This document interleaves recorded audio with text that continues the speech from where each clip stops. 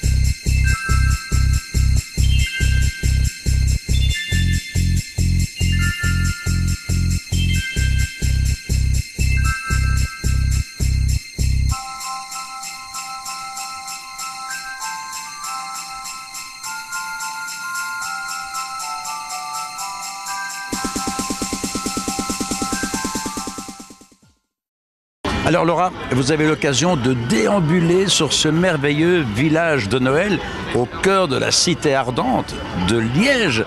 Qui avez-vous découvert? Écoutez, des personnes venues d'un petit peu tous les horizons, puisque ce village de Noël est multiculturel. Ici, nous nous trouvons sur un stand espagnol. Donc, des produits espagnols sont proposés, des tapas, de la sangria, etc. Que des bonnes choses. Mais vous avez aussi des Canadiens qui sont présents, des Russes, des Italiens, des Portugais, des Français, beaucoup de Français, oui. Des Croates. Oui, des Croates aussi. Donc, c'est très chouette de pouvoir un petit peu visiter comme ça et de voyager quelque part à travers ce village de Noël, grâce à ce village de Noël. Et tout à l'heure, nous avons pu aussi découvrir des santons qui sont à la base provençaux, mais qui ont été adaptés à la mode liégeoise, puisque Chantier et Nanès étaient présents sous forme de santons tout à l'heure ici. Et comment avez-vous découvert ces santons? Est-ce que vous avez eu l'occasion, par exemple, de visiter le Noël en Provence des santons qui se tient à l'ancienne Grand Poste ici à Liège? Oui, tout à fait. J'y suis allée tout à l'heure.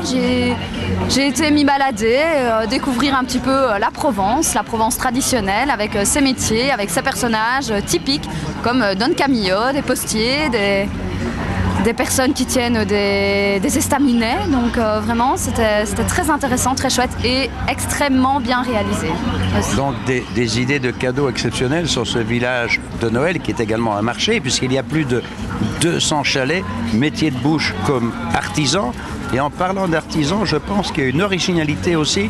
Est-ce que ce ne serait pas par hasard les fameuses boules de Noël du village de Noël? Oui, ces boules de Noël qui sont proposées juste ici, à côté de nous, donc qui sont des boules de Noël fabriquées de manière artisanale en Pologne.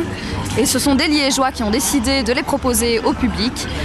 Et ces boules de Noël représentent des personnages typiques liégeois, Ciancię et Nanès qu'on retrouve quand même pas mal ici, mais aussi des personnages montois comme Saint-Georges terrassant le dragon, ou encore la jeune femme portant la fontaine, portant l'eau, vous savez, sur les fontaines qu'on trouve ici. Oui, la fameuse porteuse, la porteuse d'eau, le petit avion de la place Saint-Lambert, et aussi ce qui était là avant ce petit avion, on a retrouvé les origines de la petite voiture de la place Saint-Lambert. Est-ce que vous avez eu l'occasion de la voir? Oui, j'ai eu l'occasion de la voir et j'ai eu l'occasion par hasard de tomber sur la photo qui a inspiré la création de cette boule de Noël tout à fait originale qui a été prise, je crois, dans les années 20, il me semble. Donc on voit un petit garçon avec son béret dans cette voiture située juste ici.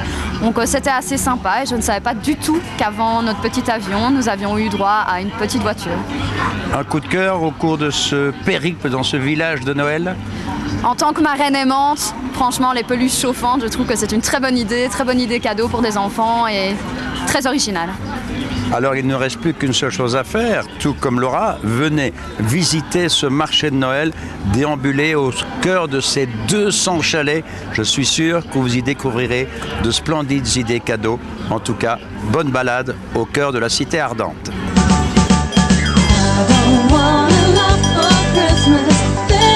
Just one thing